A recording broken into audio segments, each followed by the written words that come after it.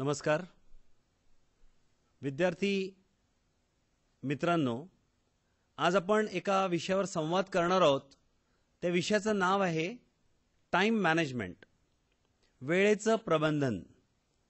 Time management जेव्हा आपण करतो तेव्हा जणू काही मनामध्ये असा भास निर्माण होतो की वेळेला आपण पकडतोय काय हातामध्ये, वेळेवर आपण कंट्रोल करतोय का, वेळेला कब्जा मिळवतोय का, असा काहीतरी भास होतो.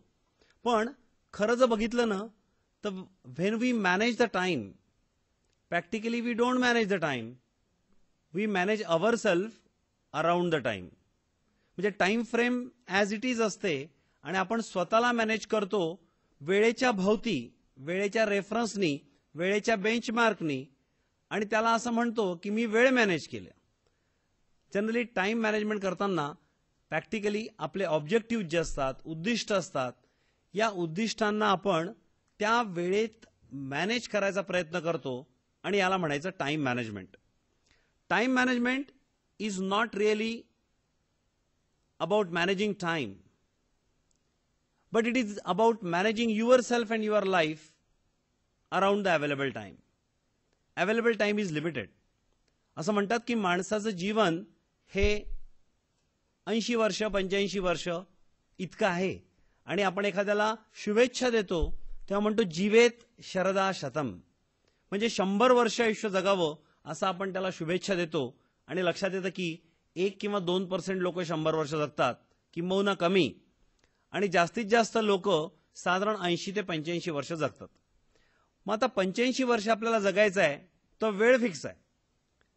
आपण समजदारीच्या वयामध्ये आलो म्हणजे पहिल्या आयुष्याचे 15-16 वर्ष गेले आहेत, 85 मधनं 15 गेले, 70 उरले आहेत, आणि या 70चं countdown already started.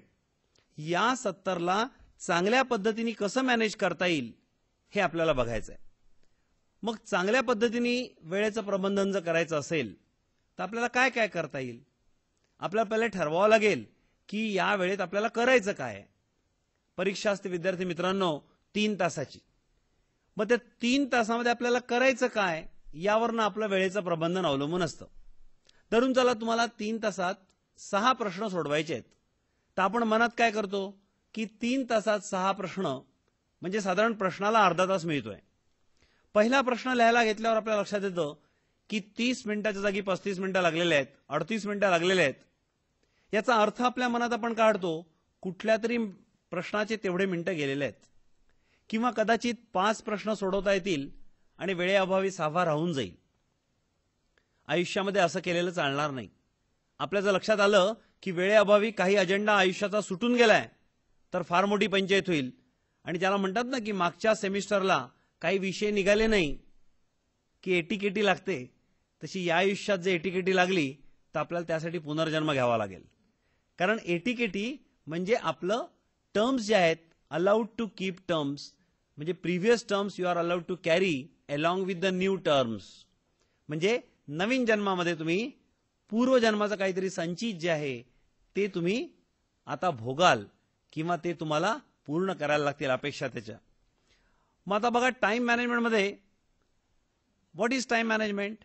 Time management is a set of principles, practices, skills, tools, and systems working together to help you get more value of your time. Time is same, time is fixed. You should be able to get more value of that time with the aim of improving quality of your life. Things goes very simple. What you want from time? वेळेपासून आपल्याला काय हवंय? वेळेपासून आपल्याला जास्तीत जास्त मूल्य हवंय. त्याच वेळेचं आपल्याला जास्तीत जास्त मूल्य हवंय. म्हणजे वेळेचं प्रबंधन आपण यासाठी करतो की आपला अत्यंत उपयुक्त असा आपला अजेंडा जो आयुष्याचा आहे तो त्या वेळेच्या आत कार्यक्षम काळामध्ये संपला पाहिजे. आणि बरेचदा असं होतं की सोपे सोपे प्रश्न लवकर येतात म्हणून आपण आधी करतो आणि सोप्या प्रश्नांना आपण अर्धा तास लावतो. ॲव्हरेज टाइम अर्धा तास आहे, सोप्या प्रश्नांना अर्धा तास वेळ लावतो, आणि सगळ्यात कठीण प्रश्न जो आहे तो उरतो शेवटच्या अर्धा तासात. आणि लक्षात येतं तो प्रश्न आपला अर्धाच होतो, कारण तो कठीण प्रश्न आहे, त्याला आणखी वेळ देणं अपेक्षित होतं. तर एकतर सुरुवातीला तो घ्यायला हवा होता आणि आणखी वेळ द्यायला हवा होता, आणि सोपे प्रश्न लवकर लवकर संपायला हवे होते. किंवा मनात विचार करून सोपे प्रश्न यांना कमी वेळ लागला पाहिजे असा विचार करून ते लवकर लवकर संपायला पाहिजे होते आणि मोठ्या प्रश्नाला जास्त वेळ सोडायला हवा होता. मित्र, आयुष्यात काय होतं, आपल्याला कळत नाही की सोपे प्रश्न कोणते आणि कठीण प्रश्न कोणते. प्रश्न जसे येतात आपण वाचतो, वाचल्यावर आपल्याला काहीच आकलन होत नाही की हा प्रश्न सोपा आहे का कठीण आहे, याला वेळ जास्त लागेल का कमी लागेल, आणि आपण सोडवत जातो. एकानंतर एक आपण प्रश्न सोडवत जातो आणि उरलेला वेळ जितका असेल त्यात शेवटचा प्रश्न होतो, कधी होत नाही. मग आयुष्य आपल्याला अपुरं राहिल्यासारखं वाटतं. मग काय करायला पाहिजे? वेळेच्या प्रबंधनात आपल्याला करायला काय पाहिजे? असं बघतो आपण की time is a unique resource because you get the same amount as everyone else. तुम्हाला 24 तास मिळाले आहेत आणि इतरांना 22 असं नाहीये. प्रत्येकाला तेवढाच वेळ मिळालेला आहे. Once it's gone forever and you can never get it back. One thing that you can do with your time is change the way you use it. Success is not possible without excellent time management. बरेचदा लोक असं म्हणतात की भविष्याचा वेध घेत घेत किंवा भूतकाळाच्या आठवणी काढत काढत बरेचदा आपण आपला वर्तमान काळ घालवतो. म्हणजे भूतकाळाच्या आठवणीमध्ये, सुखदुःखाच्या आठवणीमध्ये असं मी करायला नको होतं, त्या जागी मी हे केलं असतं तर बरं झालं असतं. म्हणजे भूतकाळ जो आपल्याला बदलता येत नाही त्याबद्दल आपण खूप चिकित्सा करतो. आणि कधी कधी भविष्यकाळ जो आहे त्याच्या साशंकतेनी, त्याच्या अनसर्टन्टीनी आपण घाबरून जातो, भयभीत होतो. आणि ह्या सगळ्या प्रकारात आपण वर्तमान काळात जगतच नाही. असं म्हणतात, इतिहासाचे अवजड ओझे डोक्यावर घेऊन ना नाचा. इतिहासाचे अवजड ओझे डोक्यावर घेऊन ना नाचा. करा पदस्थल त्याचे आणिक चढुनी त्यावर भविष्य वाचा. म्हणजे इतिहासाचं अवजड ओझं आपण डोक्यावर घेऊन नाचल्याने काही होणार नाही. आमचे पूर्वज महाराज शिवाजी किती होते जबरदस्त, किती पराक्रमी, औरंगजेबाला लोळवलं. महाराणा प्रताप बघा तुम्ही, त्याचा पराक्रम वर्णन करण्यापेक्षा कितीतरी जास्त आहे. आमचे पूर्वज ज्यांनी शून्याचा शोध लावला, आमचे पूर्वज. इतिहासाचे अवजड ओझे डोक्यावर घेऊन ना नाचा. कशासाठी इतिहास शिकायचा? इतिहास यासाठी शिकायचा की हिस्ट्री रिपीट्स. मग भविष्यात काय येणार याचा वेध हवा असेल तर इतिहास वाचणं आवश्यक आहे. आणि इतिहासात केलेल्या चुका या पुन्हा पुन्हा रिपीट होण्याची शक्यता असते, म्हणून त्या अवॉइड करण्याची गरज आहे. म्हणून इतिहासाला आत्मसात करायचं आहे. करा पदस्थल म्हणजे पायदळी तुडवा नाहीये. पदस्थल म्हणजे पूर्ण प्रभुत्व त्यावर मिळवा. इतिहासाचे अवजड ओझे डोक्यावर घेऊन ना नाचा. करा पदस्थल त्याचे आणिक चढुनी त्यावर भविष्य वाचा. म्हणजे इतिहासाला पूर्णतः आत्मसात करून त्यावर चढून भविष्य वाचायचं आहे. जेव्हा आपण इतिहास शिकतो, 1929 मध्ये जागतिक मंदी आली, वर्ल्ड रिसेशन आलं. बरोबर 10 वर्षांनी दुसरं महायुद्ध पेटलं 1939. असं म्हणतात की मंदी, रिसेशन घालवायचे 2 प्रकार. रिसेशन म्हणजे काय? उत्पादन वाढलं आणि कन्झम्पशन कमी झालं. प्रोडक्शन वाढलं आणि कन्झम्पशन कमी झालं. मग वाढलेल्या उत्पन्नाला बाजारभाव राहणार नाही. मग किमती पडतील. मग उत्पादन मूल्यापेक्षा किंमत पडली तर प्रॉफिटच्या जागी लॉस होईल. लॉस झाला की कारखाने बंद करतील. लॉसमध्ये कोण चालवणार आहे? कारखाने बंद झाले की लेबरना पुन्हा पगार मिळणार नाही. पगार मिळाला नाही की त्यांची पर्चेसिंग कॅपॅसिटी कमी होईल. मग मार्केटमध्ये जाऊन काही वस्तू विकत घ्यायची पैसेच त्यांच्याकडे नाहीये. मग मार्केटमध्ये खरीददाराजवळ पैसेच नाहीये. त्यामुळे मार्केटमधनं कोणी माल उचलत नाहीये. म्हणून मार्केटमधल्या किमती आणखी पडतील आणि बाजार भावात मालाला उठाव नसल्यामुळे बाजारपेठेमध्ये मंदी येईल. मग उपाय काय? प्रोड्यूस झालेल्या मालाला नवीन नवीन बाजारपेठ शोधा. म्हणजे हा माल इथे एक्सेस आहे, आवश्यकतेपेक्षा जास्त झालाय, हरकत नाही. नवीन बाजारपेठ शोधा आणि तिथे माल विका कमी जास्त किमतीमध्ये. ट्रान्सपोर्टेशन कॉस्ट लागली तर हरकत नाही. तिथे बाजारभाव इथे 50 असेल तिकडे 45 असला तर हरकत नाही. कमी जास्त भावात त्याला विकून टाका. नवीन बाजारपेठा शोधा. दुसऱ्या महायुद्धाच्या काळात काय झालं की जग म्हणजे युरोप, अनडेव्हलप्ड खंड म्हणजे Africa, Australia was cut off with the world, America was cut off with the world. जग म्हणजे काय? आशिया, आफ्रिका, युरोप. त्यातलं जग म्हणजे काय? युरोप, ज्याच्याकडे लोक फॉलो करायचे. एशियन कंट्रीज डेव्हलपिंग आणि आफ्रिकन अनडेव्हलप्ड. मग या 3 खंडातलं जग म्हणजे युरोप, डेव्हलप जग म्हणजे युरोप. मग युरोपामध्ये जास्त प्रोड्यूस झालेला माल टाकायचा कुठे? इंग्लंडकडे वसाहती होत्या, कॉलनीज होत्या. त्यांनी भारत, पाकिस्तान, इकडे तिकडे आपल्या कॉलनीमध्ये माल विकला. फ्रेंचांकडे वसाहती होत्या, कॅनडा, दक्षिण अमेरिका, त्यांनी वसाहतीत माल विकला. पण इटली आणि जर्मनी, मुख्य सत्ता 5 होत्या युरोपामध्ये: इंग्लंड, फ्रान्स, इटली, जर्मनी आणि रशिया. रशियाकडे प्रचंड मोठा भूभाग होता आणि त्या बाजूनी जपानकडे ओपनिंग होतं. पण इटली आणि जर्मनीकडे काही नव्हतं. मग नवीन बाजारपेठा शोधायच्या म्हणजे कशा शोधायच्या, कुठे शोधायच्या? मग त्यांनी काय केलं? नवीन बाजारपेठ शोधता येत नसेल तर मंदी जाईल तर कशी जाईल?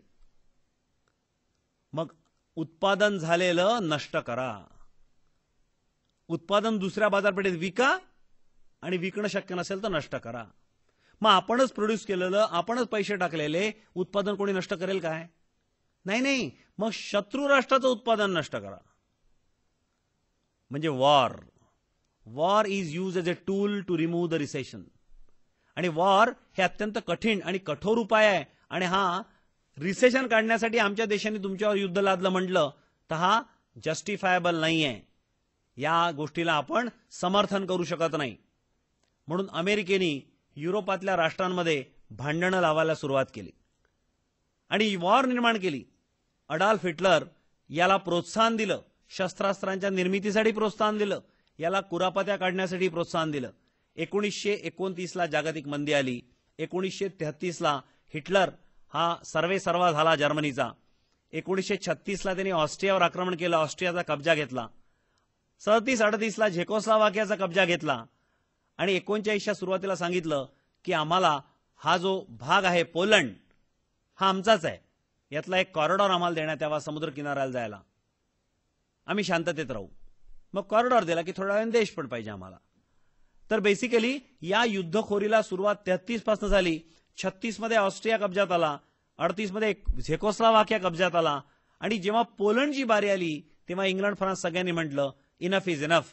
आता जर का पोलंडला हात लावला तर आम्ही आमच्या विरुद्ध युद्ध समजू आणि हे जागतिक युद्ध होईल. आणि हिटलरने पोलंडला हात लावला. 1 सप्टेंबर 1939ला हिटलरच्या फौजा दौडत दौडत पोलंडमध्ये गेल्या आणि दुसऱ्या महायुद्धाला सुरुवात झाली. महायुद्धाने भयंकर संहार झाला आणि संहार झाल्याबरोबर प्रोड्यूस केलेला पक्का माल हा नष्ट झाला आणि जबरदस्त प्रॉस्पेरिटीला सुरुवात झाली. मंदी गायब झाली युद्धानंतर.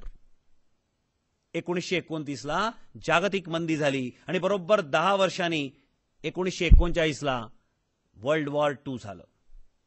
हे इतिहासाचं अवजड ओझं आहे. मी आत्ता मागच्या 5-10 मिनिटात तुम्हाला वर्णन करून सांगितलं.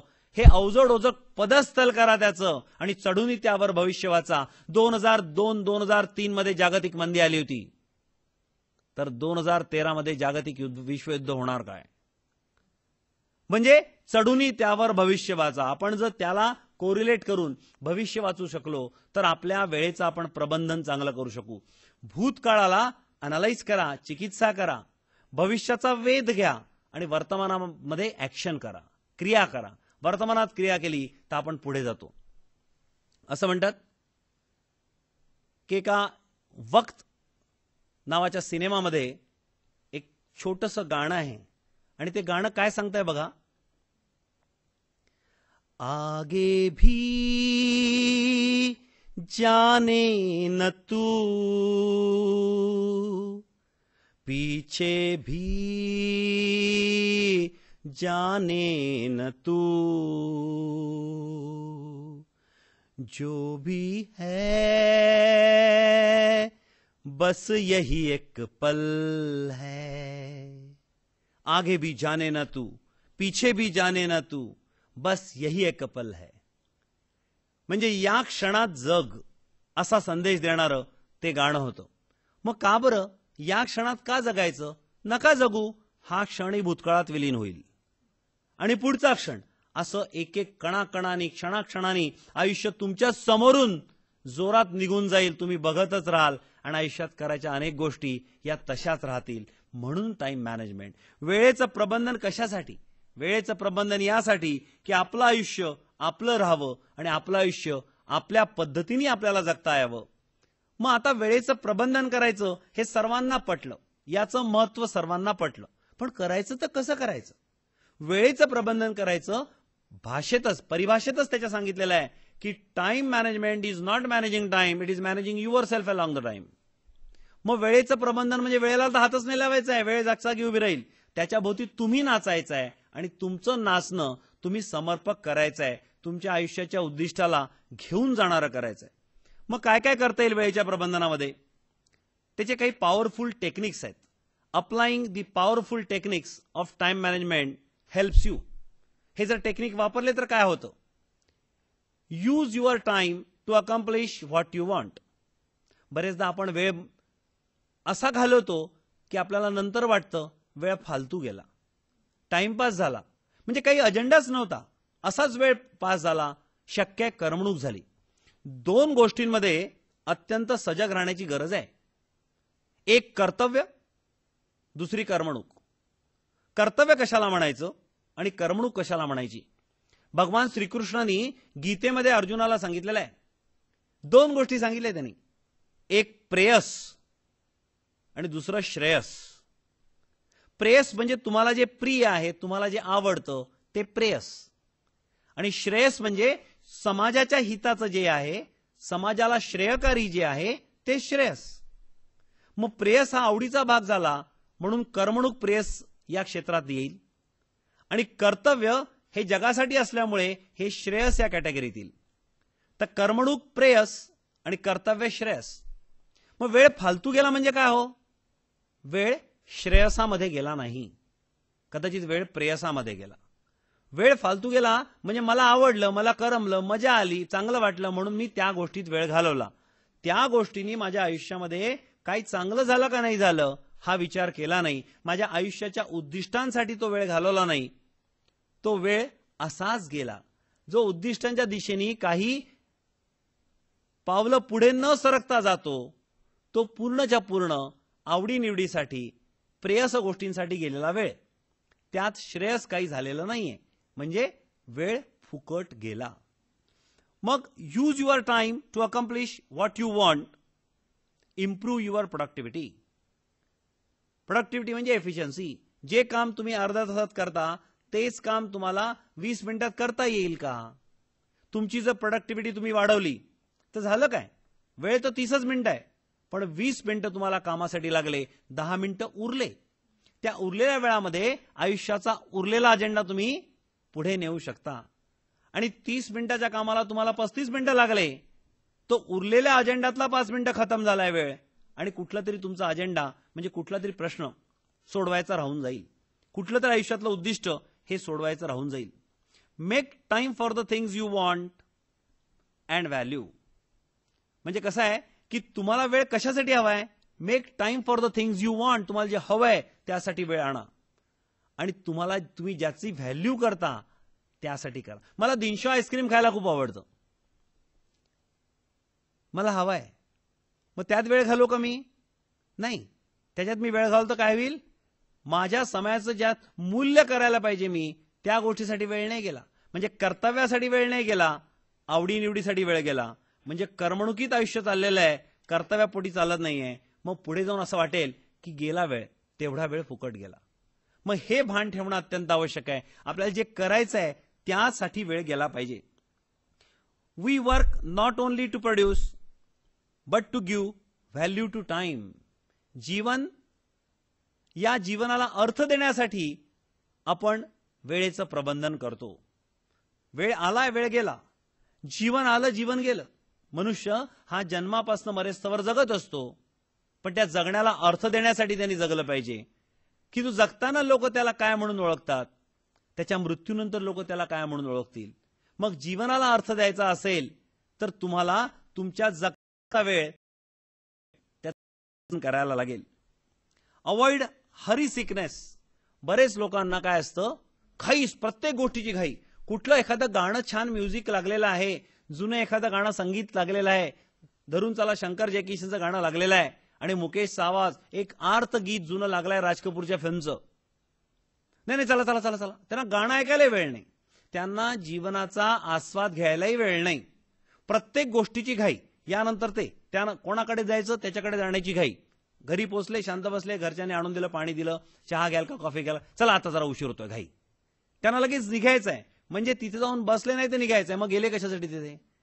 म्हणजे प्रत्येक गोष्टीची घाई, सिग्नल तोडायची घाई, म्हणजे काहीच कारण नसतं, घरी जाऊन रिकामचोट बसणार असतात, पण सिग्नल रेड जो आहे तो तोडून पुढे जाणार. घाई घाई, प्रत्येक गोष्टीची घाई. They are not able to manage themselves. त्यांना असं वाटतं काहीतरी बस सुटून जाते, त्यांना असं वाटतं काहीतरी चुकतंय, आयुष्यात स्पीड कमी पडला तर नुकसान होत आहे. साधारण 8वी 9वी 10वीच्या मुलांचं त्यांच्या आईवडिलांचं असंच होतं बघा, घाई घाई घाई. मग त्यांना बेस्ट इन्स्टिट्यूटमध्ये ऍडमिशन घ्यायची आहे, तर त्यांना चांगल्या मेडिकल कॉलेजमध्ये ऍडमिशन घ्यायची आहे, चांगल्या इंजिनिअरिंग कॉलेजमध्ये IIT मध्ये ऍडमिशन घ्यायची आहे. मग 12वीतला अभ्यास पर्याप्त नाही आहे, मग 11वी 12वी अभ्यास करा. मग 11वी 12वी सगळेच अभ्यास करतात, या 2 वर्षात अभ्यास केला तर काय होईल बरं, सगळ्यांसारखं होईल. सगळ्यांपेक्षा चांगलं व्हायचं असेल तर 8वी पासून क्लास लावा IITचा. आणि मग यामध्ये ही रेस जी आहे ना, याच्यामध्ये आपण आणखी स्वतःला झोकत जातो आणि चालले पुढे लोक धावत धावत, आणि विचारच करत नाही मूळतः त्या मुलाला IITला जायचं आहे का. म्हणजे जी दिशा तुमची आहे किंवा नाही याचा नीट विचारच केलेला नाहीये, त्या दिशेला जोराने धावणं सुरू करतात. कोणी थांबवलं, 2 मिनिटं पॉज घे म्हटलं की त्यांना वाटतं आपल्या मार्गातला अडथळा आहे, त्यांना वाटतं की यामुळे, या माणसामुळेच आपलं मुलाचा प्रोग्रेस कमी झाला, नाहीतर पहा आणखी पुढे गेला असता. धावा धावा धावा धावा, पळा पळा, कोण पुढे पळेतो, या शर्यतीमध्ये पळण्याची दिशाच कोणी लक्षात घेत नाही. उत्तरेला सगळे धावतायत, तुम्ही पण धावत सुटलात, आणि मग लक्षात येतं काही अंतर गेल्यावर, अरे मला तर पूर्व दिशेला जायचं होतं. आणि धावण्याच्या शर्यतीमध्ये, वेगाच्या स्पर्धेमध्ये मागे पडूया भीतीमध्ये धावण्याची दिशाच चुकते, आणि मग खूप अंतर तुम्ही दूर चालले असता चुकीच्या दिशेने, आणि मग पॉज घेतला की आयुष्यात भयंकर मोठी निराशा येते. म्हणून धावताना आपण कोणत्या दिशेला धावतोय हे बघणं आवश्यक आहे. मग आता वेळेचं प्रबंधन नीट करायचं तर लक्षात घ्या, प्रत्येकाकडे 24 तास आहेत. 24 तासामध्ये 8 तास झोप आवश्यक आहे, कारण 8 तास आपण झोपलो नाही ना, त्याचा हँगओव्हर दुसऱ्या दिवशी राहतो. 6 तास झोपून बघा एखाद्या दिवशी, दुसऱ्या दिवशी अस्वस्थ राहतं, दुपारी झोप येते, ताणल्यासारखं वाटतं, स्ट्रेसेस येतात, आणि दुसऱ्या दिवशी रात्री लवकर झोपायची इच्छा होते. कॅरी फॉरवर्ड तो स्ट्रेस असतो. मग दुसऱ्या दिवशी तुम्ही 10 तास झोपता 8च्या जागी, पुन्हा सम टोटल तेवढीच राहते. त्यामुळे 8 तास झोप ही जीवनासाठी आवश्यक आहे. मग 8 तास झोपल्यानंतर उरतं काय, आपल्याला सकाळी दात घासावे लागतील, आपल्याला सकाळी आंघोळ करायला लागेल, तयार व्हायला लागेल, सकाळी ब्रेकफास्ट खायला लागेल, जेवणाचा वेळ, संध्याकाळी खाण्याचा वेळ, रात्री डिनरचा वेळ. मग या प्रत्येक गोष्टीत खूप आनंद होतो अशातला भाग नाही, पण त्या केल्या नाही तर दुःख नक्की होणार. पण केल्या तर, आज काय बरं आम्ही आंघोळ करून आलो, अरे वा फारच छान, त्याचा काही आनंद टिकतो दिवसभर की आम्ही आंघोळ करून आलो. पण एखाद्या दिवशी आंघोळ न करता या, तुम्हाला दिवसभर ते टोचत राहील, अस्वस्थ करत राहील. म्हणजे अशा गोष्टी की ज्या केल्या तर जास्त फायदा नाही, पण ज्या नाही केल्या तर मात्र बोज दिवसभर राहील. अशा गोष्टींना पर्सनल गोष्टी म्हणतो आपण. त्या पर्सनल गोष्टीमध्ये आपला वेळ जातो. मी वेळ जातो यासाठी म्हणतो की तो गेलेला वेळ विशेष आनंद देऊन जात नाही आणि पुढील आयुष्यासाठी काही योगदान करत नाही. जसं आज आपण ब्रेकफास्ट केला, बढिया ब्रेकफास्ट झाला, पुढचे 10 दिवस ब्रेकफास्ट करायची गरज नाही, असं होत नाही. आज आंघोळ केली, असं होत नाही, किंवा मागच्या शुक्रवारी आंघोळ केली, जुम्मा टू जुम्मा, असं होत नाही. तर त्याच्यामुळे तुम्हाला ते रोज करायचं आहे, करण्यात विशेष आनंद नाहीये, पण ते केल्याशिवाय गत्यंतर नाहीये, हा जाणारा वेळ आहे. 2 तास आयुष्याचे व्यक्तिगत कामांसाठी आपले जातात, 8 तास आपले झोपेत जातात. म्हणजे प्रॅक्टिकली 10 तास खर्च केल्याशिवाय उरलेले 14 तास जीवन मिळत नाही. म्हणजे 24 तासापैकी 10 तास खर्चून आपण 14 तास जीवन मिळवतो. मग या जीवनात काय करायचं? मग या जीवनात आपण लक्षात घेऊ की साधारण आपल्याला उदरनिर्वाहासाठी, लाईव्हलीहूडसाठी, रोजीरोटीसाठी साधारण 8 ते 9 तास नोकरी प्रत्येकाला करायला लागते. नोकरीचे स्थळ आता नवीन अर्बन लाईफनुसार साधारण घर आणि ऑफिस यातलं अंतर हे कमीत कमी तासभराचं झालेलं आहे. जायला 1 तास, यायला 1 तास, 9 तास ऑफिसचे, म्हणजे 11 तास तुमचे हे कर्तव्यासाठी जातात. ते 11 तास नाही घालवले तर महिन्याला पगार मिळणार नाही, आणि पगार मिळाला नाही तर रोजीरोटी राहणार नाही, आणि जेवण नाही मिळालं तर जीवन पुढे चालणार नाही. म्हणजे जीवन पुढे जायचं असेल आणि जन्मापासून मरेस्तोवर जगायचं असेल तर केवळ कन्स्ट्रेंट म्हणून, आवश्यकता म्हणून जगण्यासाठी नोकरी करण्याची गरज आहे. ती नोकरी तुमची 11 तास खाऊन जाते आणि जीवन उरतं 14 - 11 3 तास. इतकं अतिशय मूल्य आपण देऊन 24 पैकी 21 तास देऊन मिळवलेले 3 तास आहेत, ते आपलं लाईफ आहेत. पण दुर्दैवाने बरेच लोक त्या 3 तासाचे पैसे करायच्या मागे लावतात, त्याच्यात ओव्हरटाईम करतात. त्यात मी अजून काय पैसे कमवू शकेल. अरे पैसे किती कमवणार. मनी इज व्हॉट मनी डज. आणि पैसा हा खर्च केल्यानंतर आनंद मिळतो, त्याच्या वस्तू घेऊन, त्याच्या सर्व्हिसेस घेऊन आनंद मिळतो. त्या वस्तू आणि सर्व्हिसेस घ्यायला तर वेळ हवा का नाही. तोही वेळ राहत नाही आणि मग जीवनाचं मूल्य न कळताच जीवन खर्ची पडतं. मग एक लक्षात घ्यायला पाहिजे की आपल्याला जीवन जगताना खूप सारं जीवन आपल्याला खर्च करायला लागतं मिनिमम जीवन विकत घ्यायला. जसं 24 तासापैकी 10 तास मिनिमम खर्च करायला लागतात उरलेले 14 मिनिंगफुल तास मिळवण्यासाठी. त्यातला 11 तास रोजीरोटीसाठी आपल्या प्रोफेशनल लाईफमध्ये जातात, पण त्याबरोबर आपल्याला काही कर्तृत्वही दाखवता येतं प्रोफेशनल लाईफमध्ये. आणि जीवनाला अर्थ देण्यासाठी ते 11 तास सुद्धा आपण वापरू शकतो. आणि उरलेले 3 तास जीवनाला अर्थ देण्यासाठी वापरू शकतो, किंवा करमणुकीसाठी वापरू शकतो, किंवा रिलॅक्सेशनसाठी वापरू शकतो, बॅटरी रिचार्जसाठी वापरू शकतो. आपली बॅटरी रिचार्ज झाली पाहिजे दुसऱ्याशी पुन्हा काम करायला. म्हणजे अशा पद्धतीने आपल्याला ते वेळेचं प्रबंधन करायला लागतं. इक्सेंट्रिक जगणारे लोक जे आहेत की 63 सारखं कामच करत जातात, त्यांना म्हणतात वर्कोलिक. त्या वर्कोलिक लोक बरेचदा बराच स्ट्रेस कॅरी करतात, कारण त्यांना काम काम काम काम काम. तर जीवनात अशी मशीन सारखी गती येते, लय येते. आणि मशीन सारखा माणूस जास्त वागायला लागला की तो भावना आणि संवेदना यापासून दूर जायला लागतो. तितकासा तो तुसडा आणि इनह्युमन व्हायला लागतो. आणि म्हणून त्यांनी जर इनह्युमन व्हायचं नसेल तर त्याला जीवनाला संवेदना ठेवणं आवश्यक आहे आणि जगण्याला रसिकतेची जोड देणं आवश्यक आहे. त्यासाठी वेळ हवा ना. हे सगळं करायचं आहे हो, पण वेळेचं मुख्य प्रॉब्लेम आहे. म्हणून आपला वेळ जातो कसा. असा कसा वेळ जातो. सगळ्यांना 24 तास आहे, तुम्हाला 24 तास आहे. सगळ्यांचे 10 तास गेले 14 तास मिळवायसाठी, तुमचे 10 तास गेले 14 तास मिळवायसाठी. तुम्ही 14 तासात केलं काय ते सांगा पहिल्यांदा. आठवत नाही. मागच्या आठवड्यात काय केलं लक्षात नाही. Write down. म्हणून राईट थिंग्स डाऊन. पॉइंट काय टाइम मॅनेजमेंटचा बेसिक की राईट डाऊन द थिंग्स. तुम्हाला काय काय करायचं आहे त्या सर्व गोष्टी लिहून काढा. म्हणजे थोडक्यामध्ये आज रात्री झोपताना एक प्रत्येकाने डायरी करायची. त्या डायरीमध्ये 1 जानेवारी सोमवार, 2 जानेवारी मंगळवार असं असायची गरज नाहीये. प्रत्येक तारखेचं एक पान असायची गरज नाहीये. एक डायरी म्हणजे सिंपल कोऱ्या चांगल्या साफसुथऱ्या पानांची एक नोटबुक किंवा वही, त्याला आपण म्हणू डायरी. त्याच्यावर तारीख लिहायची, वार लिहायचा आणि आजचा दिवस कसा गेला याच्यावर 5 ओळी लिहायच्या. How was my day. कसा गेला माझा आजचा दिवस. मग आजच्या दिवसात मी असं काय बरं केलं की जे मला माझ्या जीवनाला फार पूरक राहील. काय केलं आजच्या दिवसात मी. मग हे जर बघायचं असेल तर मित्र तुमच्या लक्षात येईल की तुम्हाला आयुष्यात करायचं काय हे पहिल्यांदा बघायला लागेल. कारण त्यानुसार आजचा दिवस गेला की नाही मोजमाप होणार आहे. जर तुम्हाला कळलंच नाही तुम्हाला करायचं काय आहे तर मोजमाप कशी करणार. मग जीवनाच्या उद्दिष्टांनुसार एकच त्याला एक बेंचमार्क तुम्हाला सांगतो, एक थंब रूल तुम्हाला सांगतो.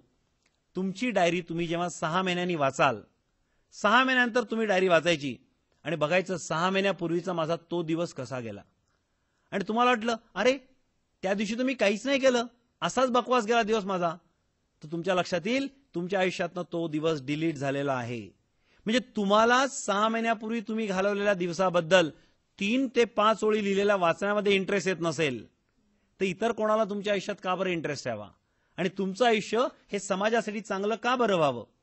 मग आज रात्री 3-4 ओळी लिहिताना 5 ओळी अशा लिहायच्या. आज दिवसभरात काय केलं 5 ओळी लिहायच्या. लिहायचे कंटेंट 6 महिन्यानंतर वाचण्यायोग्य. तुम्हाला स्वतःसाठी, दुसऱ्यासाठी नाही. No posing, no window dressing. मग तुमच्या लक्षात येईल नाही बा आज दिवसभरात काहीच झालं नाही. मी सांगू शकतो आज सकाळी नाश्त्यामध्ये समोसा खाल्ला, पण समोसा खाल्ला ही गोष्टीला महत्वच 3 दिवसानंतर राहणार नाहीये.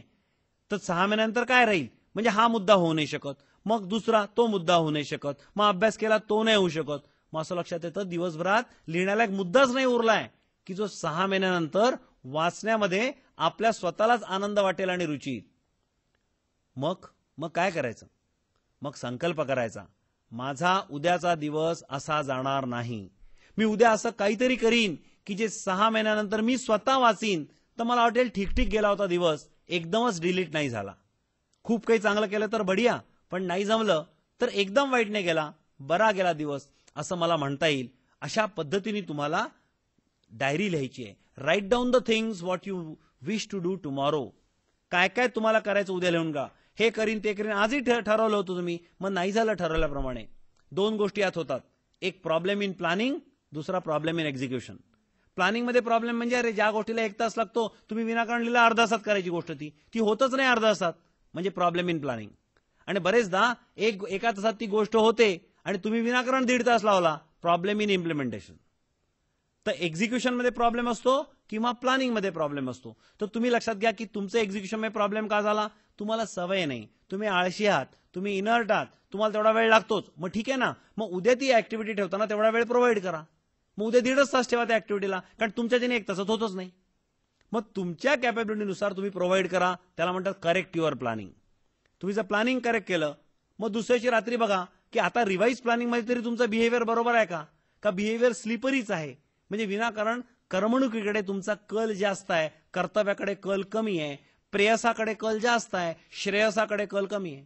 असं असेल तर तुम्हाला तुमचा स्टॉक घ्यायला लागेल. रोज 5 ओळी लिहायच्या. रविवार, सोमवार, मंगळवार, बुधवार, गुरुवार, शुक्रवार, शनिवार, 7 दिवसांच्या 5-5 ओळी प्रत्येक दिवसाच्या. 5 ओळी झाल्या की एक सरळ रेषा ओढून दिवस बंद करायचा. असं 7दा झालं की आठवडा बंद करावा लागेल. मग आठवडा बंद केल्यानंतर 5 ओळी आपल्याला लिहायच्यात पुन्हा. How was my last week. आता ओव्हरव्ह्यू झाला, म्हणजे रोजचे डिटेल जे बारीक बारीक ते नाही, पूर्ण आठवडाभर म्हणून मी काय असं केलं की जे मला 6 महिन्यानंतर लक्षात ठेवायला किंवा कोणाला सांगायला वाटेल की त्या आठवड्यात मी हे केलं होतं, मी अमक्या ठिकाणी गेलो होतो, मी अमकं म्युझियम पाहिलं, मी तमक्यांचं लेक्चर ऐकलं, तमक्यांचा गाण्याचा कार्यक्रमाला गेलो होतो, काहीतरी विशेष या आठवड्यात मी काय केलं. मग केलं असेल त्याचा रिव्ह्यू घ्यायचा आणि what I intend to do next week, पुढच्या आठवड्याचा संकल्प सोडायचा. असं स्वतःचं आयुष्य बांधत न्यायचं. Unless you control your life will get slip away. ते तसंच चाललं जाईल. तुमच्या आयुष्याचे लगाम तुमच्या हातात पाहिजे आणि हे लगाम असतात वेळेचे. टाइम, या टाइमचे रेंज तुम्ही हातात पकडले की आयुष्य कसं पूर्ण तुमच्या हुकमतीत चालतं. आणि आयुष्याच्या शेवटी आयुष्य वाया गेलं किंवा हे करायचं मनात होतं आणि ते करायचं राहून गेलं असं वाटणार नाही. ज्याला आपण म्हणतो एटीकेटी लागणार नाही. असं म्हणतात की अध्यात्मात सांगतात की सर्व इच्छा वासना तुमच्या या जन्मात जर पूर्ण झाल्या तर नेक्स्ट जन्म घ्यायची गरज नाहीये. म्हणजे पुनर्जन्म घ्यायची गरज नाहीये. तुम्हाला आत्मसाक्षात्कार होतो आणि तुम्हाला सद्गती मिळते. कारण करण्यालायक आयुष्यात काहीच उरत नाही. पण विषय राहिले म्हणजे वासना, कामना, इच्छा राहिल्या, हे करायचंय ते करायचंय आणि करण्याआधीच मृत्यू आला तर ते करायसाठी पुन्हा जन्म तुम्हाला घ्यायला लागतो.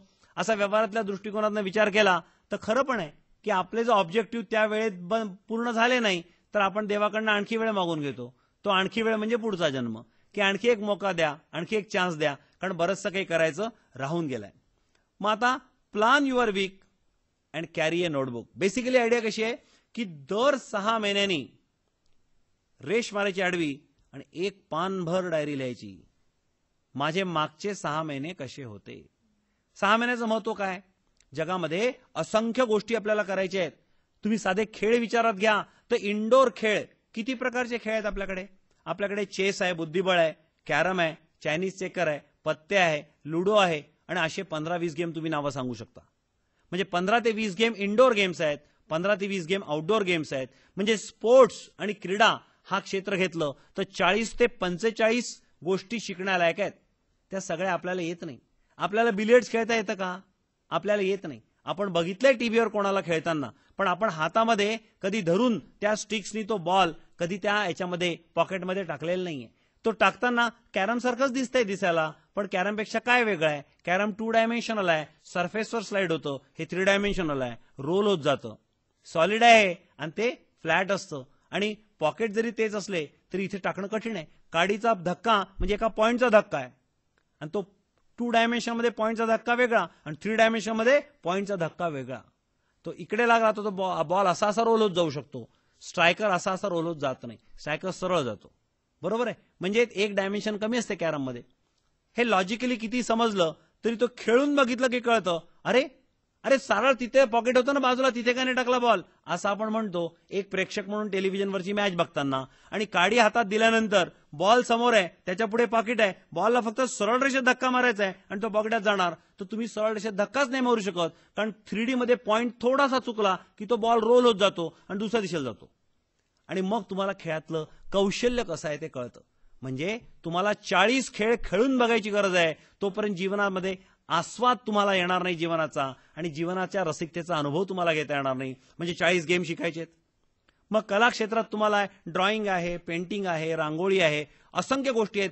तुमच्या शिवणकाम आहे, भरतकाम आहे, असंख्य गोष्टी आहेत, शिकून बघायचे आहे. तुम्हाला ते प्रोफेशन करायची गरज नाहीये.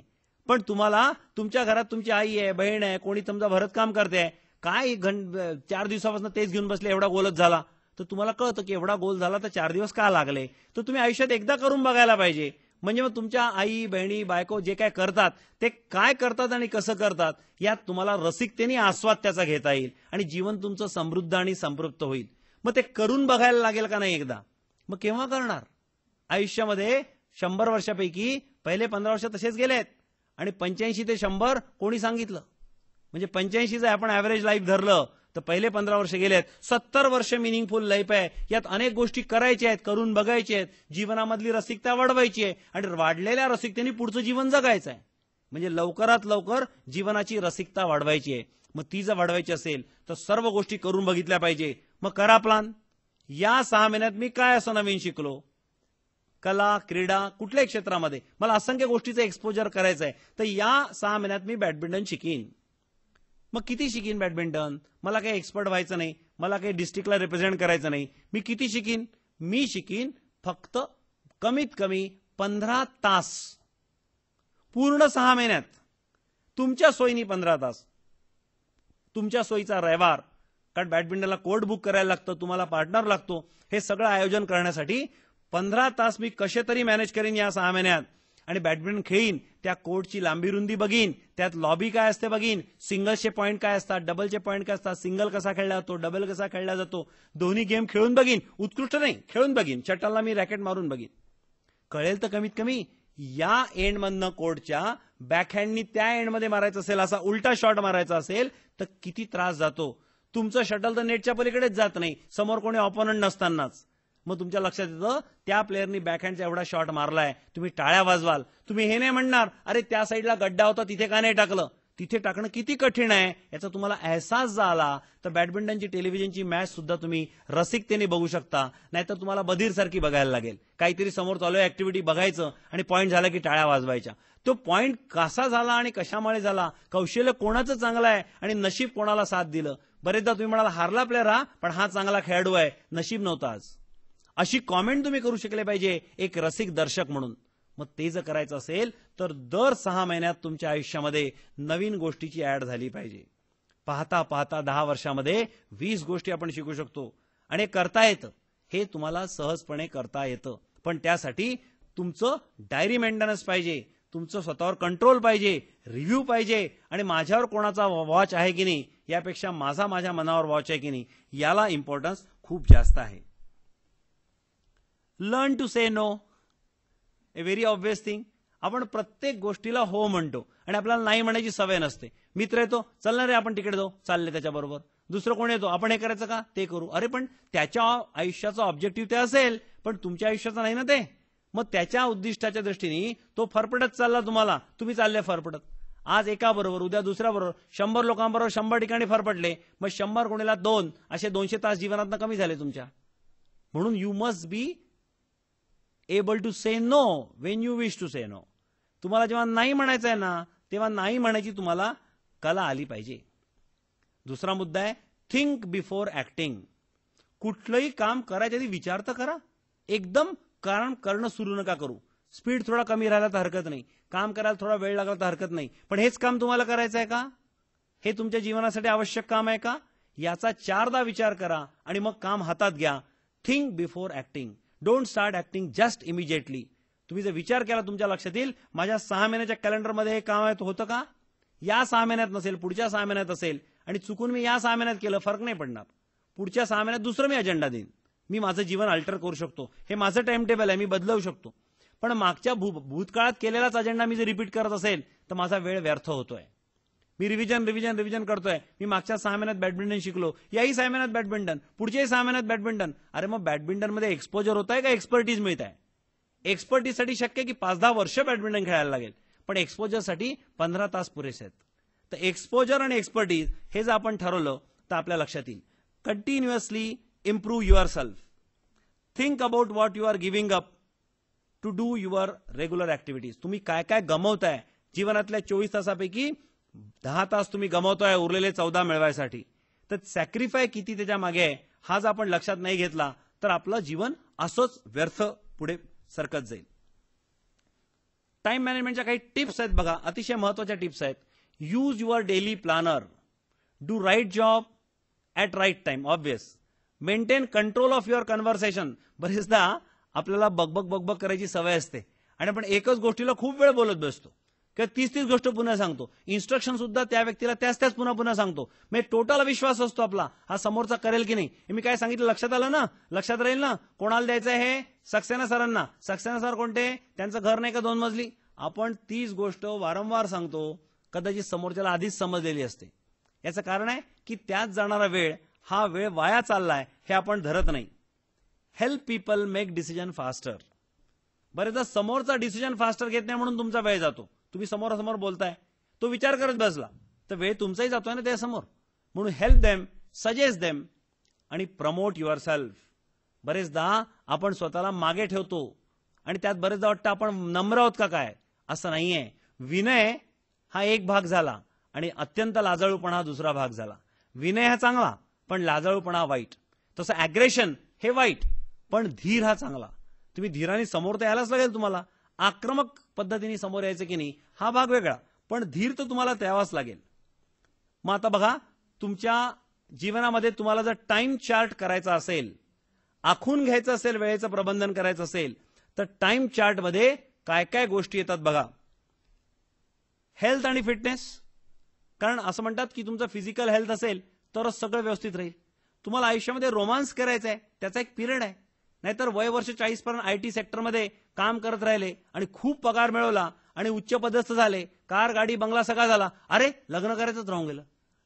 असं नको व्हायला. कारण तुमचे जे गोल्स आहेत ते त्या एजला त्या प्रॉपर वेळला ते पूर्ण झाले पाहिजे. म्हणून हेल्थ आणि fitness, romance, children, family, fun, आनंद पण घ्यायचा आहे आपल्याला, फ्रेंड्स, रिलॅक्सेशन.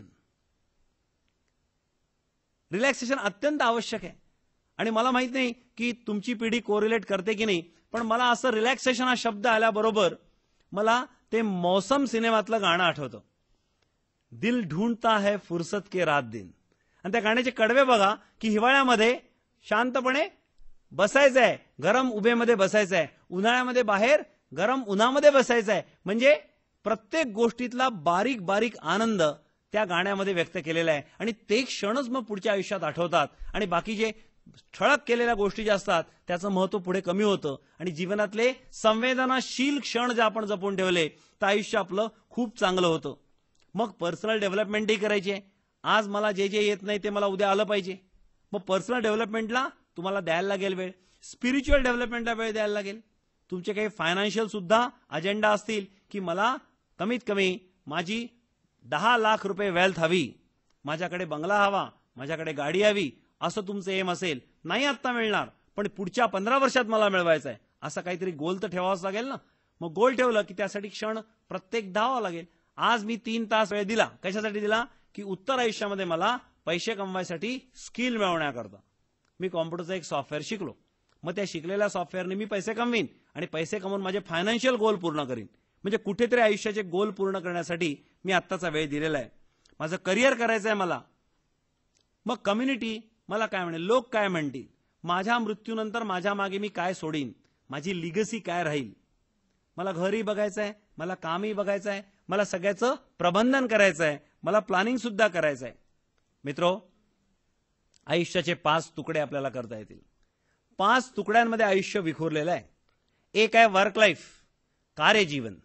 दुसरं आहे सोशल लाईफ, सामाजिक जीवन. तिसरं आहे फॅमिली लाईफ, पारिवारिक जीवन. चौथा आहे पर्सनल लाईफ, व्यक्तिगत जीवन. आणि 5वा आहे स्पिरिच्युअल लाईफ, आत्मिक जीवन. हे पाचही जीवन जर आपण जगलो तर आपण जीवन आपलं सार्थक झालं, आपण समृद्ध आणि संपृक्त अवस्थेत जीवन जगलो. नाहीतर आपण एकांगी जीवन जगलो असा अर्थ होईल. मला सांगा, एका व्यक्तीला वर्क लाईफ आहे, त्याला सोशल लाईफही आहे. बरेचदा सोशल लाईफ वर्क लाईफमध्ये ओव्हरलॅप करतं. त्याला जे त्याच्याबरोबर काम करणारे लोक असतात ना, त्याच्यातच सोशल लाईफ मिळतो, सोसायटी मिळते. चला बरोबर आपण कॅन्टीनमध्ये जाऊ खायला, चला बरोबर आपण चहा पिऊन येऊ, चला आपण तिकडे जाऊन यायचं का. म्हणजे आपण काम करता करता पण समाज जीवन अनुभवू शकतो. मग बरेचदा आपण काम झाल्यानंतर सामाजिक जीवन बघतो. त्याच्यामध्ये सामाजिक जीवनामध्ये आपण मित्राकडे जायचं असतं आपल्याला, तर आपण बायका मुलांना घेऊन जातो. म्हणजे आपण सोशल लाईफ आणि फॅमिली लाईफ ओव्हरलॅप करतो, म्हणजे कुठेतरी ओव्हरलॅप होतो. मग घरी आपल्याला टीव्ही बघायचा आहे, एन्जॉय करायचा आहे, पर्सनल लाईफ, पण आपण टीव्ही फॅमिली बरोबर बघतो, तर personal life family life overlap झालं. जेवायचं आहे आपल्याला, पर्सनल लाईफ, पण सगळ्यांबरोबर जेवतो, फॅमिली लाईफ. असं ओव्हरलॅप होतो. स्पिरिच्युअल लाईफ हे आत्मिक जीवन हे एकलेपणाचं आहे, आयसोलेशनचं आहे, त्यामुळे कुठे ओव्हरलॅप होत नाही. पण याचा वेळ ओव्हरलॅप होतो. बरेचदा लोक ऑफिसच्या वेळामध्ये असं मन शांत करून डोळे बंद करून ध्यान लावून टाकतात. ऑफिसच्या वेळामध्ये स्पिरिच्युअल लाईफ त्यांचं चालतं. पण स्पिरिच्युअल लाईफ चालू असताना दुसरं काही चालत नसतं. जरी ते ऑफिसच्या वेळात आणि ऑफिसच्या जागेत ऑफिसचं फर्निचर आणि केबिन वापरून चालत असेल, तरी ते जेव्हा माणूस स्पिरिच्युअल लाईफमध्ये असतो तेव्हा ओव्हरलॅपिंग लाईफ दुसरं कुठलंच नसतं. मग या 5 जीवनामध्ये जर आपल्याला जगायचं असेल आणि टाइम मॅनेजमेंट करायचं असेल पूर्ण प्रॉपर, म्हणजे 5ही जीवनातले सगळे कोपरे आपल्याला बघता आले पाहिजे, निरखता आले पाहिजे, तर तुम्हाला प्रबंधनाची गरज आहे. मग सांगा मला, आपल्याला एक गोल असेसमेंट शीट करायला लागेल. म्हणजे मला आयुष्याकडनं काय काय काय काय हवं आहे, जीवनाकडनं मला काय काय अपेक्षित आहे ते लिहिणं आवश्यक आहे. त्यातलं कोणती गोष्ट मी कोणत्या वेळेला करणार, प्लॅन करणं आवश्यक आहे. आणि मग असेसमेंट शीट प्लॅन केल्यानुसार मागच्या वर्षी सगळं झालं का नाही झालं, मग नसेल झालं तर पुढच्या वर्षी बॅकलॉग. तुम्ही बघा, दरवर्षी finance minister finance budget present करतात, पण भारताची पंचवार्षिक योजना असतेच. आणि पंचवार्षिक योजना 10वी 12वी सुरू आहे आता. मग तेव्हापासून भारताचा न्यूक्लिअर रिसर्च हा जवळपास 40 वर्षापासून चालू आहे. म्हणजे प्रत्येक पंचवार्षिक योजनेत न्यूक्लिअर रिसर्चसाठी प्रोव्हिजन आहे. आणि या 5 वर्षात आपल्याला असं करायचं आहे असा टप्पा दिला असता तर या फायनान्शियल इयरला त्यामधला एक पीस करायला पाहिजे 1/5, तर 5 वर्षात पूर्ण होईल. मग या वर्षात तुम्हाला ते सुपरइम्पोज करायला लागतं. मग त्यातला काहीतरी अजेंडा या महिन्यात घ्यायला लागतो, मग त्यातला काहीतरी अजेंडा या पुढच्या आठवड्यात घ्यायला लागतो. म्हणजे पुढच्या आठवड्यात मी करतो ते या फायनान्शियल इयरमध्ये, माझ्या पंचवार्षिक बजेटमध्ये आणि भारताच्या 50 वर्षाच्या ग्रोथ प्लॅनमध्ये येतं. इतकं सुपरइम्पोज नाही केलं तर शक्य नाहीये. ते सुपरइम्पोज नाही केलं तर आपल्याला 50 वर्षात भारताची जी प्रोग्रेस करायचं आहे, प्रगती करायची आहे, ती शक्य होणार नाही. मग आपले गोल्स ठेवायला पाहिजे, फिजिकल आणि मेंटल हेल्थ गोल. फिजिकल गोल काय ठेवायचं की मला माझं वजन कमी करायचं आहे, मला माझं वजन वाढवायचं आहे, मला माझी उंची वाढवायची आहे. काय तुमचे जे असतील फिजिकल गोल ते ठरवून टाका. हार्टबीट माझे कमी झाले पाहिजे, मी इतकं रन केल्यानंतरही माझे हार्टबीट वाढले नाही पाहिजे. Control on stamina, control on your beats, control on your power, control on your fats, control on everything. So you can keep a goal. आणि फिजिकल गोल लिखित रूपात पाहिजे आणि या महिन्यात त्यात माझं योगदान पाहिजेच. असं नाही होत की हा महिना फिजिकल गोलसाठी सुट्टी किंवा हा आठवडा फिजिकल गोलसाठी सुट्टी, असं नाही होत. कारण अशी सुट्टी देत गेलं ना तर त्याला मॉनिटरिंगच नाही होत. असं केव्हाच आपल्या आयुष्यात मध्ये येणार नाही. मेंटल हेल्थ गोल, मनस्वास्थ्य मला मिळवायचं आहे आणि मी असा जॉब केला जिथे भयंकर स्ट्रेसेस आहेत, तर मनस्वास्थ्य मला मिळणार नाही आणि ते पुढे पुढे पुढे सरकत जाईल. पर्सनल गोल्स काही असतात. काय पर्सनल गोल? मला विवेकानंदांचे सगळे पुस्तक वाचून काढायचे आहेत. Personal goal. मला आयुष्यामध्ये एक म्युझिकल इन्स्ट्रुमेंट शिकायचं आहे, मला बासरी शिकायची आहे. Personal goal. मला की नाही भारताचं पूर्ण भ्रमण करायचं आहे. Personal goal. मला जगात कमीत कमी 2-3 देश तरी बघायचे आहेत. मला सिंगापूर बघायचं आहे, मला युरोप बघायचं आहे. Personal goal. मला एकदा हिमालयात उच्च शिखरावर जाऊन यायचं आहे. मी स्वतः आयुष्यामध्ये 2दा हिमालयन ट्रेकिंग केलेलं आहे 15-15 दिवसांचं आणि 17-18 हजार फुटाचे पास मी क्रॉस केलेले आहेत. पण असं वाटतं की 22,000 फुटाचा पास अजून धरलाच नाही माझ्या बजेटमध्ये मी. आणि ऑक्सिजनचे सिलेंडर मागे लावून मी एकही पास चढलो नाही. विदाऊट ऑक्सिजन सिलेंडर जितकं उंच जाता आलं तेवढं गेलो. म्हणजे ऍडव्हेंचरचे पास मी गेलोच नाही, मी प्लेजरवाले पास फक्त गेलो. म्हणजे काहीतरी अचीव्ह केलं आणि काहीतरी अचीव्ह करायचं राहिलं. आता पर्सनल गोल तुमचे काय असतात तुम्हाला ठरवायला लागतील. तुमचे फॅमिली गोल्सही तुम्हाला ठरवायला लागतील. अरे मुलाचं शिक्षण आहे, मुलीचं लग्न आहे, फॅमिली गोल्स आहे. आपल्या सगळ्यांसाठी घर बांधायचं आहे, आपला 2 बेडरूम किचन फ्लॅट आहे, तो 3 बेडरूम किचन करायचा आहे, फॅमिली गोल्स. मग तुमचे सोशल गोल्स पण आहे. तुम्ही ज्या समाजात राहतात ते कोणाचा बर्थडे आहे, तुम्हाला बोलवलं, तुम्हाला जायला लागेल. कोणाचा काही दुसरा कार्यक्रम आहे, तुम्ही लोकांकडे नाही गेले तर लोक तुमच्याकडे कशाला येतील? मग तुमच्या वर्क लाईफमध्ये गोल आहे, तुमच्या बॉसने टार्गेट दिलेलं आहे, तुम्हाला पुढे सरकायचं आहे त्या टार्गेटच्या दिशेने. आणि स्पिरिच्युअल गोल्स आहे, नो दाय self is the objective of life. स्वतःला ओळखा हे जीवनाचं उद्दिष्ट आहे. आणि असं म्हणतात परमेश्वराचा अंश हा प्रत्येकामध्ये आहे, आपल्याला त्याचा अहसास नाही. आपण जितका आपल्या आतला परमेश्वर ओळखत जातो तितका आपण परमेश्वरासारखं वागत जातो. The content or the extent to which we understand God in our self, we start behaving and manifesting like a god and people at last take that he is godly. आपल्यातल्या दैवत्वाचा आविष्कार लोकांना होतो जितकं जितकं आपण आपल्या आतला देव जाणत जातो. मग हा देव जाणण्याची प्रक्रिया जी आहे ना, त्याला म्हणतात spiritual goal. Unless we have a spiritual goal we can't proceed ahead and we feel our life is half away. मग टाइम चार्ट, जेवढे गोल्स आहेत तेवढा टाइम चार्ट आपल्याला करावा लागेल. फिजिकल गोलसाठी फिजिकल हेल्थ चार्ट. माझं वजन 5 किलोनी कमी करणार 2 वर्षात, तर 2 वर्षात 5 किलो, तर एका वर्षात 2.5 किलो, एका वर्षात 2.5 किलो, तर दर महिन्याला 100 ग्रॅम. मग तुमचं काहीतरी शेड्यूल पाहिजे आणि टाइम चार्टनुसार त्याला तुम्हाला बांधता आलं पाहिजे. तसंच सगळ्या गोल्स बद्दल, मेंटल हेल्थ आहे, फिजिकल हेल्थ आहे, सोशल गोल्स आहे, स्पिरिच्युअल गोल्स आहे, पर्सनल गोल्स आहे, सर्व गोल बद्दल तुमचा टाइम चार्ट पाहिजे. असं बरेचदा लोक म्हणतात की आत्मिक जीवनाला सुरुवात मी रिटायर झाल्यानंतर करीन. आणि आत्मिक गोल अचीव्ह करणं सगळ्यात कठीण काम आहे. म्हणजे सगळ्यात कठीण प्रश्न आपण सगळ्यात शेवटच्या अर्ध्यासाठी ठेवलेला आहे. आणि तो प्रश्न सुटण्याची शक्यता आहे, म्हणजे सोडवण्याची नाही, सुटूनच जाण्याची शक्यता आहे. आणि जनरली सगळ्यांच्या आयुष्यात तो प्रश्न सुटून जातो. आणि तो सुटला की तुमचा अजेंडा पूर्ण होत नाही आणि सिलेबस पूर्ण झाला नाही की पुन्हा पुनर्जन्म घ्यावा लागतो आणि पुन्हा पहिलेपासनं. आणि राहिला होता कोणता प्रश्न? स्पिरिच्युअल गोल. पण पुन्हा आपण इतर गोल्समध्ये अडकतो आणि दुसरं आयुष्य पुन्हा इतर गोल्समध्येच घालवतो. आणि स्पिरिच्युअल गोल जरा कठीण आहे म्हणून आपण शेवटचा प्रश्न म्हणून ठेवतो, रिटायरमेंट नंतर. असे अनेक जन्म आपण घालवले. प्रश्न असा आहे, हा जन्म तसा घालवायचा का? मित्रो, तुमच्या लक्षात येईल की वेळेचं प्रबंधन म्हणजे एक्झॅक्टली काय. वेळेचं प्रबंधन सगळ्यांना येतं, पण त्या वेळेत करायचं काय याचं प्लॅनिंगच कोणाला येत नाही. करायचं काय प्लॅनिंग त्याला येईल ना ज्याचं करायचं काय हे ठरेल. पहिल्यांदा आपल्या आयुष्याचे उद्दिष्ट काय हेच तर लोकांचं पहिले ठरत नाही. मग ठरल्यानंतर त्याचं क्वांटिफिकेशन होत नाही, त्याचं प्रायोरिटायझेशन होत नाही. प्रायोरिटाइज म्हणजे त्याला आपण पसंती क्रमानुसार लावायचं आहे. काय आधी काय नंतर हे आपण लावणं आवश्यक आहे. म्हणजे आपण सगळे आपले ऑब्जेक्टिव्ह ऑर्डरनी लावू शकलो आणि वेळेचं प्रबंधन नीट करू शकलो. म्हणजे प्रत्येकाला लागणारा वेळ किती लागतो प्रत्येक ऍक्टिव्हिटीला तो मोजून ठेवू शकलो आणि मोजून त्याचं अलोकेशन करू शकलो. दररोज डायरी लिहिली आणि आपला प्रत्येक दिवस आपण आपल्या कंट्रोलमध्ये ठेवला, प्रत्येक आठवडा कंट्रोलमध्ये ठेवला, प्रत्येक महिना कंट्रोलमध्ये ठेवला. दर 6 महिन्यानंतर एक कला क्रीडा आपल्या जीवनात अंतर्भूत झाली पाहिजे असं आज आपण लक्षात घेतलं तर मित्रो, असं लक्षात येईल की 15-20 वर्षामध्ये आपण एका समृद्ध आणि संपृक्त आयुष्याकडे वाटचाल करणं सुरू करू. आणि आपल्याला जरूर वाटेल, आपल्या आजूबाजूच्या असणाऱ्या सर्व लोकांना वाटेल की नाही यांनी वेळेचा सदुपयोग केला आणि एवढ्याच वेळात आम्ही पण आयुष्य घालवलं, पण हा एवढ्याच वेळात कुठच्या कुठे चालला गेला आणि आम्ही जाऊ नाही शकलो. असं तुम्हाला जर लोकांना अचंब्यात पाडणारं तुम्हाला तुमचं आयुष्याचं भविष्य हवं असेल तर वेळेचं नियोजन, वेळेचं प्रबंधन हे शिकणं आवश्यक आहे. आणि त्यानुसार स्वतःचं आयुष्य अत्यंत नियंत्रित अवस्थेत, संयमित अवस्थेत घालणं आवश्यक आहे. तरच जगाला तुम्हाला स्वतःला ओळखता येईल, तुमचे आत्मिक गोल्स पण तुम्हाला साध्य करता येतील आणि तुमच्या आतल्या देवत्वाचा तुम्हाला साक्षात्कार होईल. याच जन्मात, याच देही, याची रूपा. मित्रो, समयाचं प्रबंधन करता करता विषयाचा संवाद हा लांबतच चाललाय आणि याला सुद्धा कुठेतरी संयम हवा. म्हणून मी आता माझ्या वाणीला विराम देतो आणि तुम्ही तुमच्या उत्तर आयुष्यामध्ये तुमच्या वेळेचं प्रबंधन अत्यंत चांगलं कराल अशा सदिच्छा माझ्या तुमच्या मागे आहेत. धन्यवाद.